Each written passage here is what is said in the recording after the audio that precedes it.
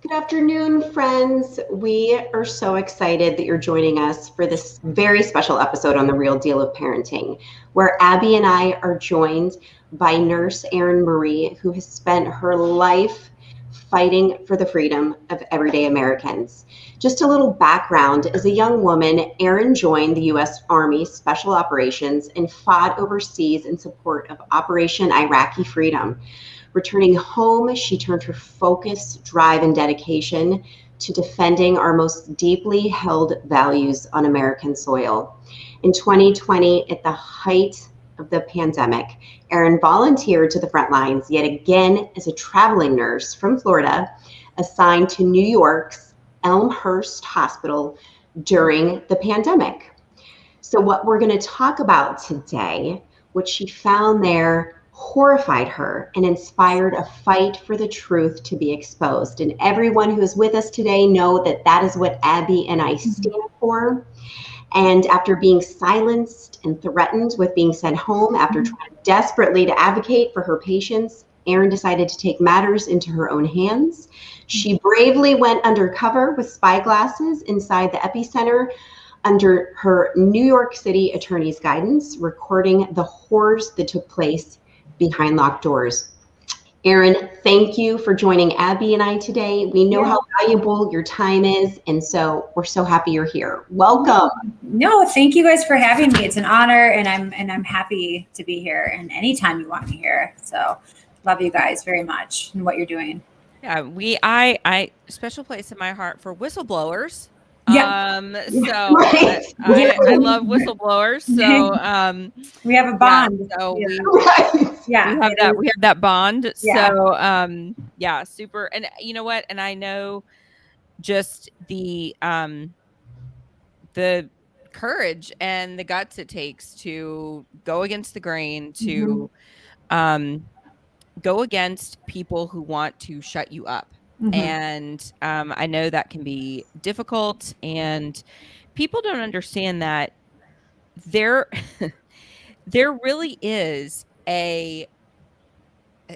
are a group of people in this country that have a lot of money, that have a lot of influence, that want to keep people with truthful information quiet. And sometimes they are in groups of people that are in our own circles. And, you know, I remember when I left Planned Parenthood, I remember a woman coming up to me. I thought she was nuts. But I remember a woman coming up to me and she said, "Abby, I was praying for you." And she said, "Oh, God very clearly told me that one day people are going to try to silence you for money." Wow. And I thought that, you know, oh, she's talking about, you know, liberals, or she's talking about people like Warren Buffett or George Soros or whatever. And I knew to put my guard up against people like that, right? What I didn't realize was that what she really meant was that there were going to be people that I thought were on my team that were going to try to shut me up. And I think that you have probably experienced that. Yeah. Yes. In the course of you telling the truth. And so can you just talk to us about that a little bit, just sort of what this experience has been like for you, and just sort of the things that have surprised you a little bit or a lot of bit? Everything. You know, I was just like 18, 19 when I went to Iraq. I actually joined right before September 11th happened. So I joined January 2001, basic training. I was in basic training when the towers went down. And I knew I was going to go to war at that point. So, you know, you grow up really, really quickly and fought in the war. And I'm only just doing this backstory because it brings it kind of to present day right now. You know, you think you're doing the right thing. You know, you're protecting our country's freedom. We went into healthcare to help people. And like in 2020, when I went in, to New York, I went to help, and seeing what was happening, and it's nothing short of murder. And I don't know if I can say that or not, but it is. And I did record it happening. And, these people inside were neglected. It was kind of a snowball. They removed the family, they removed liability, they incentivized admitting these patients, $13,000 to admit them, $39,000 to put them on a ventilator. They were banning treatments that worked. They were even incentivizing like deaths at some point.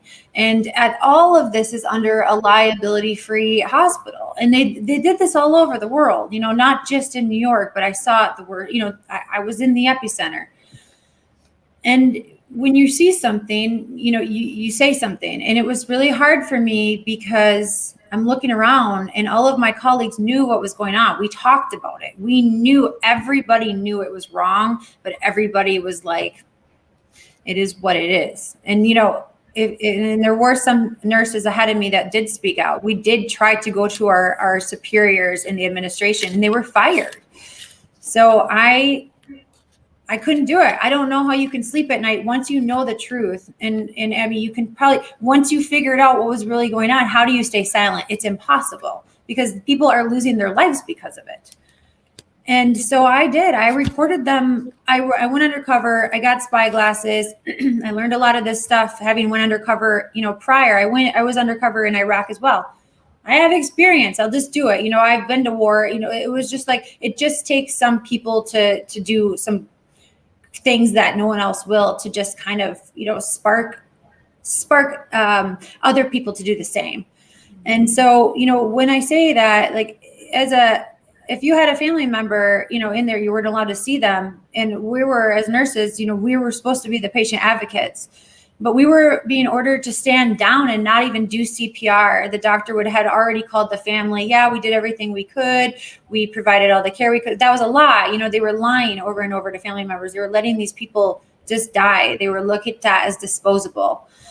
And, that was 2020. And now they're doing it all over again.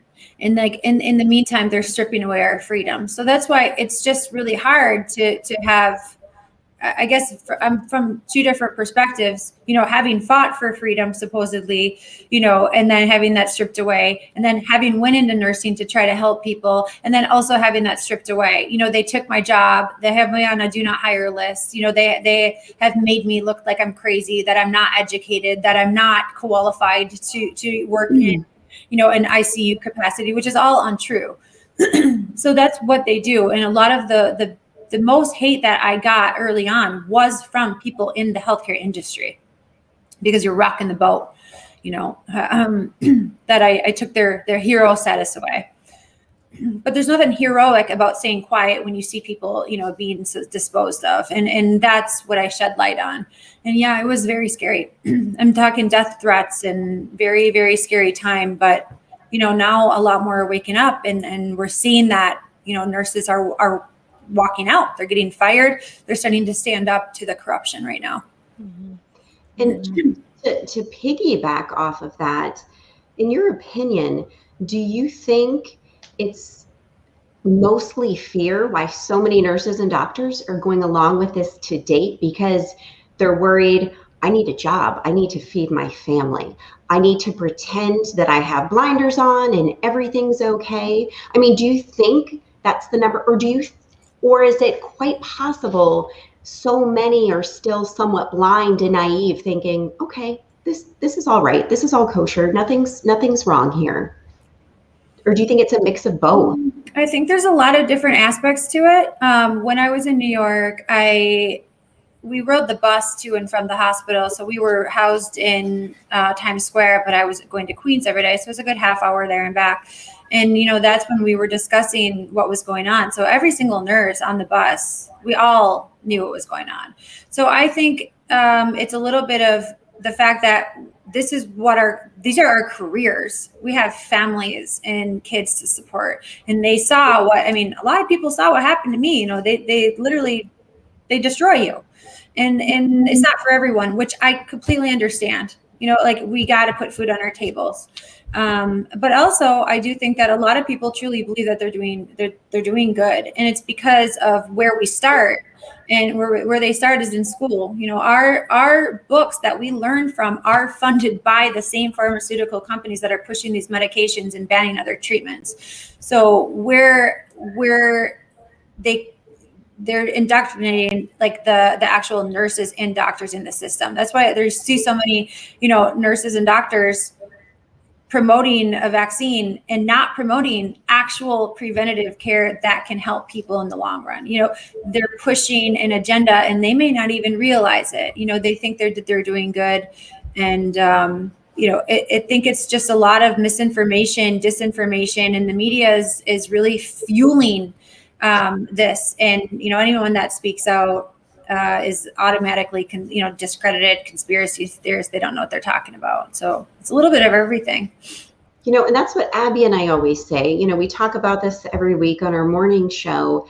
And I think the biggest issue she and I have with censorship revolving around this topic in particular is these world-renowned doctors and immunologists and biologists and virologists and current and former vaccine makers, they will not, if they're so wrong, bring them on the news, embarrass them, question them, fire questions at them to prove that they are wrong. Just let them speak. Now the safest place to find some of these people talking is Rumble. Everything else is, taken down is you become so wildly popular, yet you're extremely censored. But it's, so many people, we're only hearing that these vaccines are completely safe and that all these numbers are completely accurate. The other side is censored and taken down. And so many of these world-renowned experts, they're risking their lives, they're losing their jobs, they're not getting a penny off of this. And if anything, we always say that should alarm people alone. That insane censorship that's happening. Before we go any further, because we have quite a few people commenting, so I just want to get this out of the way. And Abby and I don't even know this answer, Erin. The video footage doesn't lie, right? We know your word is good.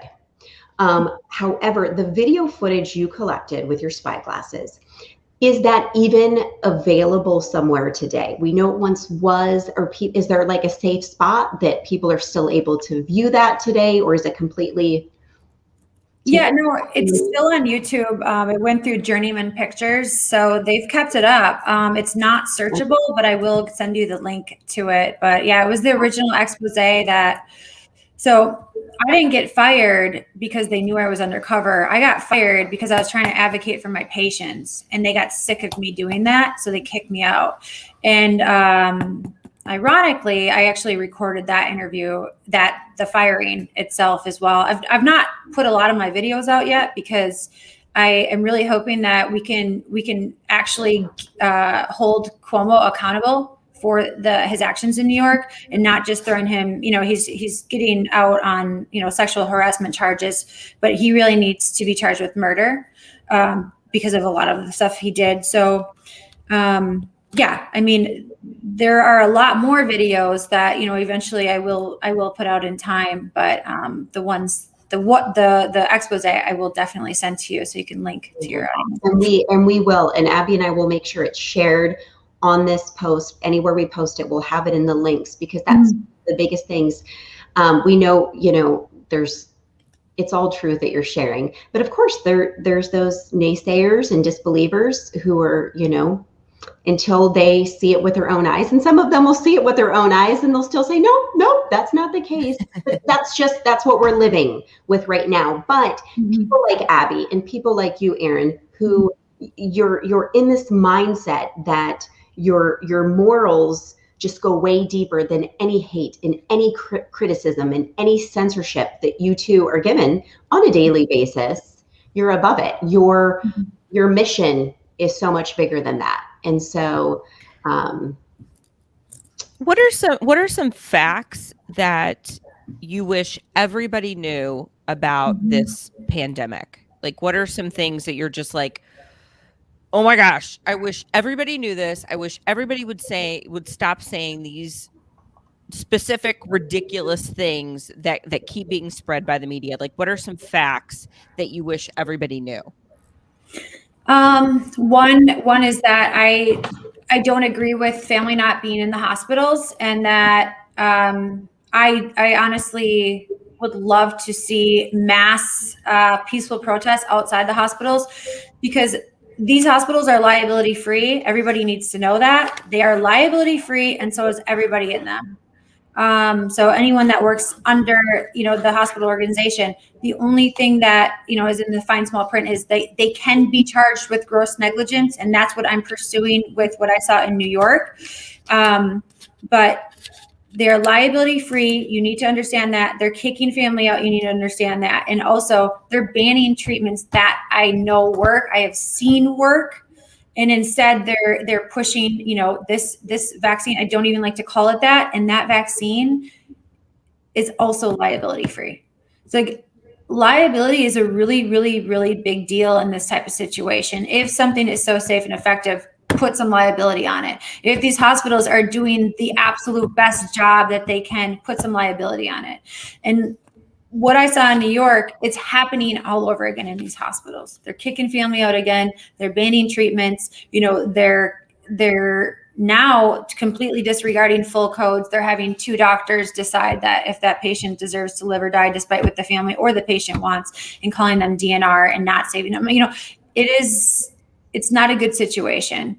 And people need to look into early treatment. Don't stay home. That's when people end up in a bad situation. If you start to feel sick, you need to take care of your body immediately. Look into the FLCC Alliance. That protocol, despite how censored it is working. I am seeing it with hundreds of people that I'm helping right now.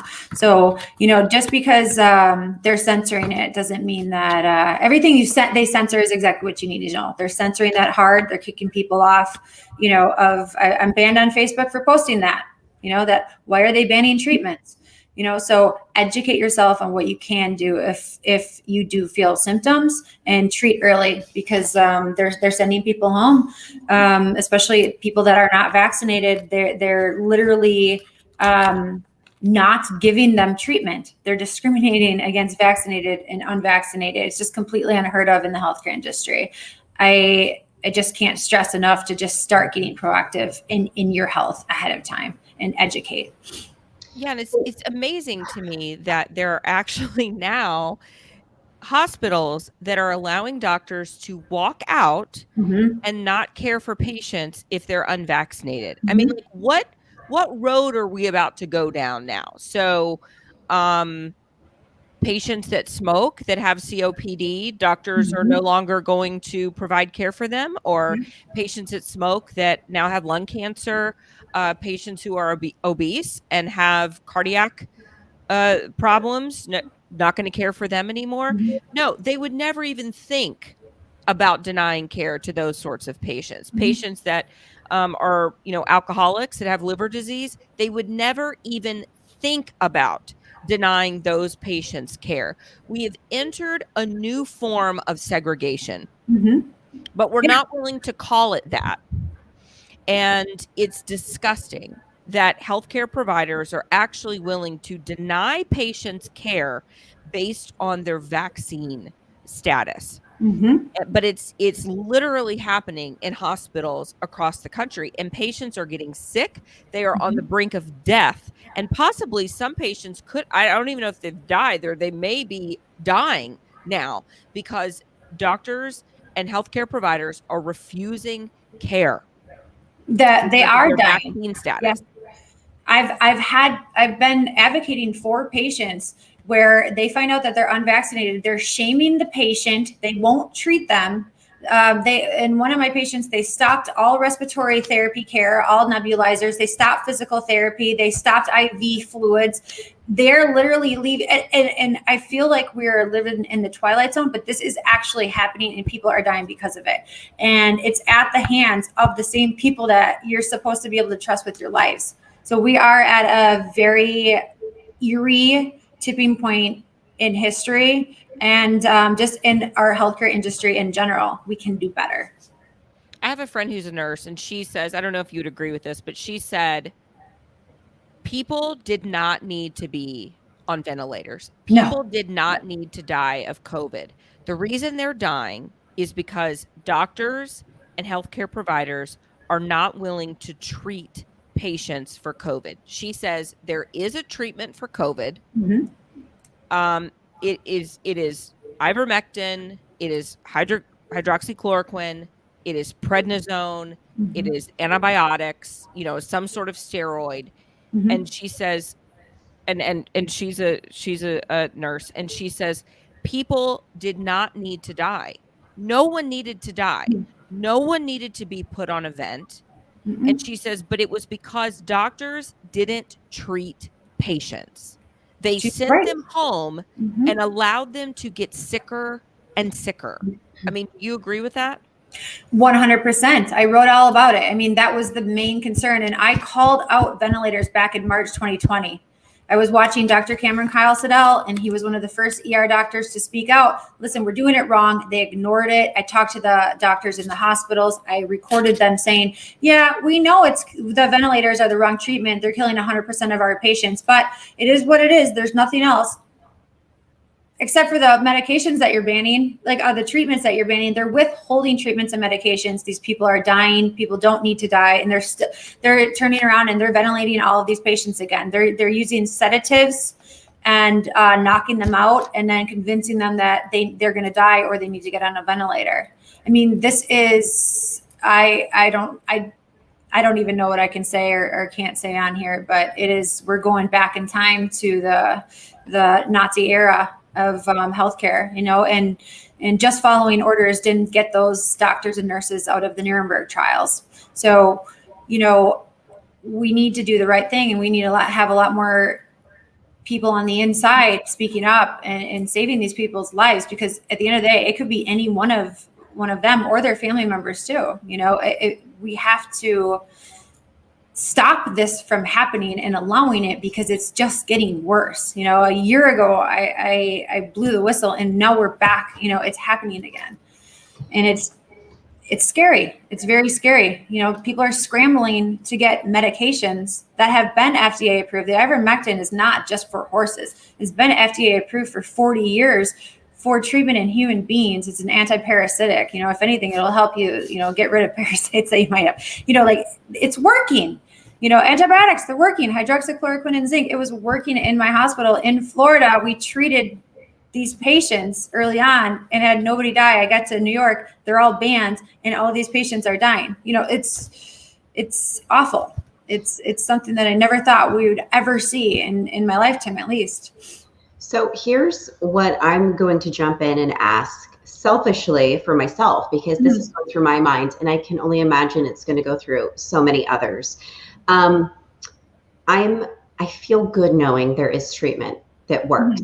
The media doesn't like to talk about it because they wouldn't be able to push the vaccines like they're doing, sharing that, right? But so someone's going to a hospital to seek treatment, and that hospital does not want to give them, they want to go around that and do their protocol, for, forcing treatment that you don't want, forcing a ventilator. I mean, what does somebody do? I mean, any patient is able to just get up and leave, right? I mean, if you have an IV in you, you can take it out, you can just walk out the door, right?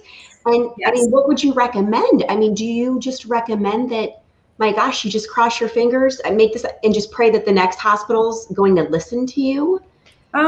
No, I think that people need to be proactive. You can find out, call the hospitals, find out, hey, do you guys ban this?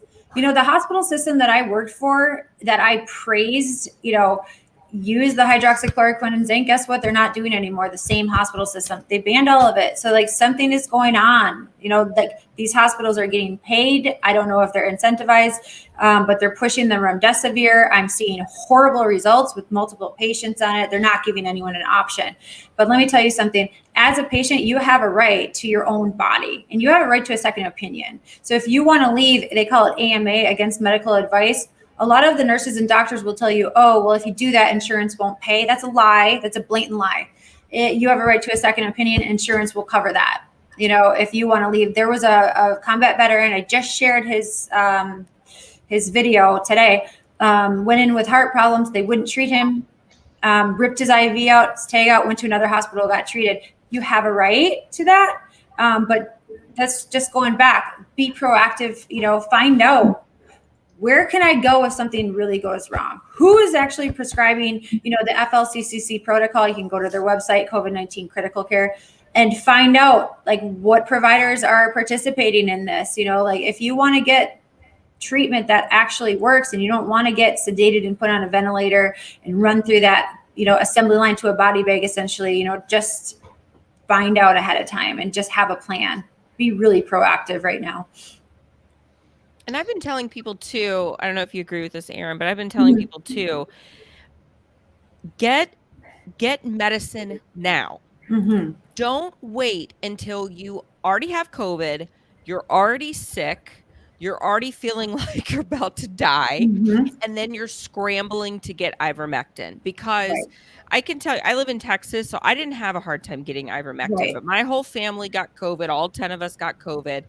And so I didn't have a hard time getting ivermectin. But if you live up in, the Northeast, if you live somewhere like in a communist state or something, you may have a hard time getting ivermectin. So you need to plan now while you're not sick, because this is not about if you get COVID. This is a matter of when you get COVID. And even if you are vaccinated, let me tell you something, friends, you will get COVID, even if you're vaccinated, because the vaccine, it really doesn't work that well. I mean, the efficacy rate is very, very low. It's less than 50%.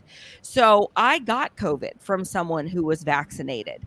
And let me tell you something, friends, she and her husband fared much worse than me and my family did. Guess why? Because we took ivermectin and she didn't, because she expected her vaccine was going to protect her, and it didn't. And so get ivermectin, get hydroxychloroquine now while you're not sick. Do it now. Go ahead and, go through pushhealth.com, go through America's Frontline Doctors now. Call your primary care doctor now. See if they will prescribe these medications right now, and go ahead and get them in your, in your medicine chest right now. They're not expensive. That way, when you do get COVID, you already have it and you're not feeling like total poop and then running around trying to find medication for yourself. Do it now. And that's what I've been encouraging people to do, because that is the treatment to COVID. You do not need to end up in a hospital. No. You do not need to end up on oxygen or a BiPAP or a vent. If you are proactive with this medication, you will beat COVID. I mean, it's just that plain and simple. That's my opinion anyway. You're right on. You're exactly right on. And even with the vaccine, people are relying so much on that. Americans in general, I think people in general are pretty lazy. They want a quick fix, but we don't inject health. We just don't. You don't inject a toxin and expect your body to just you're literally poisoning your body. So when you do get sick, your body is already, trying to deal with what you just put into it, and we're seeing a lot of adverse reactions. We don't know the long-term effects, but we do know that there is a treatment. So that's why they're banning the treatments, because then they wouldn't have a reason to push a vaccine so hard. So that's my opinion.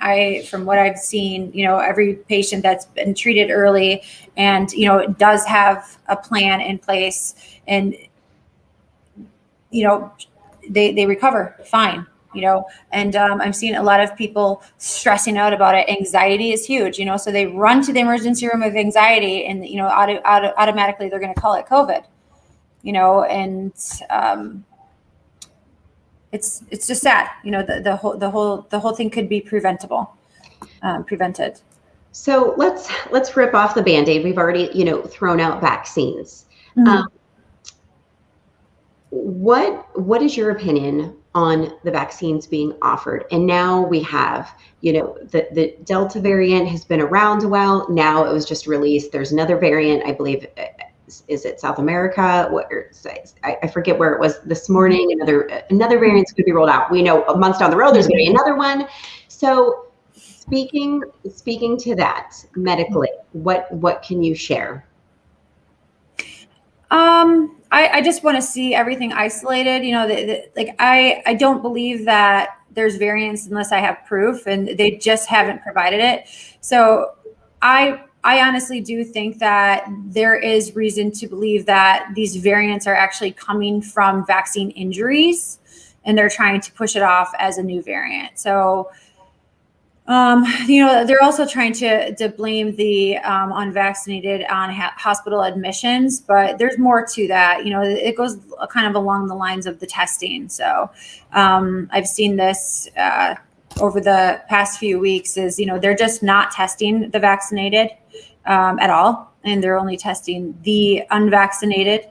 And there's a lot of areas, how fast are they running the PCR test? So there's called a cycle threshold. So anything over 25 cycle threshold can throw a false positive. And some of these tests they're running on the unvaccinated is, anywhere from 40 to 45 cycle threshold. So of course it's gonna, so the data is just not there, and the media and even our healthcare industry, which is mainly funded by pharmaceutical companies, are just burying the actual data. You can find it. It's just hard to dig up. And they do that purposely, and the fact that they're saying that our hospitals are overflowing with COVID, that's just not true. The Johns Hopkins website has constant data on hospital beds. We're not overflowing with COVID. And of course, the ICUs are busy, or they wouldn't be able to fund their hospitals. We're busy on any day. And on top of that, they're firing all of these nurses and doctors. So when the staff decreases in hospitals, they can't keep the beds open either. So they'll have to sometimes they have to shut down entire floors in a hospital, which makes it look much busier than it is. So, there's a lot of different things that people aren't really hearing or understanding because they don't really understand how the healthcare industry works from the inside. But I will say, I've been in a hospital since I was 16 years old. I started as a CNA. Hospitals on any day are very busy. It's a business, it's a turnkey operation. They want people in and out to continue, paying their bills and making money. So it's not uncommon for hospitals to be busy. And especially now, after they have locked everybody in their home for over a year, people hadn't been getting their healthcare needs fulfilled. So now they're going to hospitals on top of it. So a lot of different angles that, we can look at it from. Do you think now that the FDA has approved Pfizer, we're going to hear more about these serious injuries and these deaths that are happening post-vaccination? Is that supposed to be a requirement now that one would think that the FDA has approved it? It's just been startling seeing the tens of thousands of serious injuries just being thrown to the wayside. Mm-hmm. The deaths, hours following, days following, these to otherwise completely healthy men and women, boys and girls, boys and girls, otherwise healthy. It's just being thrown under a rug. That is, there's so many things, so many pieces to this puzzle that are upsetting and unnerving. But that, to me, right now is just, it's appalling. And so do you think we're going to see any changes because of the FDA approval, that we're going to hear more about these? No. They can slap an FDA approval on anything. They slapped an FDA approval on Vioxx too, and look at how good that went. They can approve whatever they want. We're not going to see any increase in the awareness of the people that it's injuring. They're still liability free. So for them to call it safe and effective, slap an FDA approval on it, but still remain liability free, that's got to be a red flag for people. And of course they're not gonna air anybody that's actually injured from it. Like, this is what they want to do. But you're right. My heart breaks for the kids. That is my fight. I have 3 boys, because people ask me, like, why would you do this? It's because of the kids. Like, it's because, like, who else is going to do it? I got skin in the game. I'm looking around at these poor kids that are, coming down with heart attacks, at 14 years old. Like, this is sad, and this is very unethical. And just to bring up, my son, my oldest, is just turned 12, and so he had a birthday party. I was speaking with one of his friend's mothers, runner, active marathon runner, half marathon. She got the vaccine. She hasn't been able to get out of bed for 8 weeks. And she's one of those statistics that's not being reported, because it could be anything else. That's what, it could be this, it could be that. It's not the vaccine. And she's like, I know it was, and she regrets it. And, now she won't give it to her son, but she considered it, because she wants to protect them, and this isn't the left or right. She's conservative. So, I mean, people are like, oh, it's the conservatives, that are, but it doesn't, she's very conservative. This isn't a left or right issue. This is a humanitarian issue. And I think that's where we've lost that, in the midst of all this media and propaganda, the humanitarian aspect of this, that we as human beings care about other human beings, regardless of race, religion, political beliefs, background. Like, we care about human beings and their well-being and their lives, because we're just trying to, like, literally save people by just sharing the truth. And we can't, because we're so censored. Yeah. Well, and speaking of that, we know that you have to wrap up and go. You have another interview. But we know that you are being censored. Where can people find you? Where's the best place to follow you, to follow your work? We know you're in Facebook jail right now. So where can people follow you and what you're doing? Well, I have a mailing list, so they can sign up at nurseerinwellness.com to get on the mailing list, kind of update where I am and where I'm going to be. And then, my Instagram is my backup. My first one was taken down, so it's Erin_BSN2, and then Facebook is pretty much long gone at this point in time.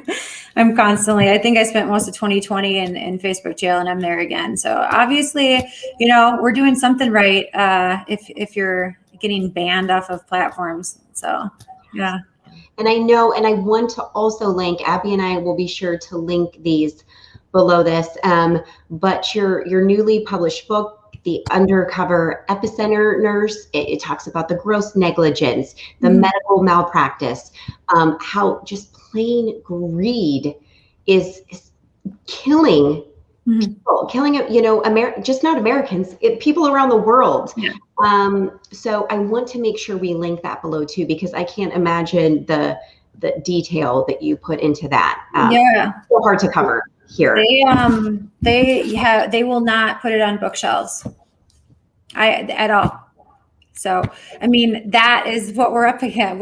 This is war. We are literally in a fight for our lives. So, and I didn't write the book.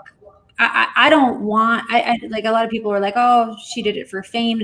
No, I did it to save lives. Like, I don't want this. I just want to raise my kids like we all do, and just kind of just live freely. But we can't right now.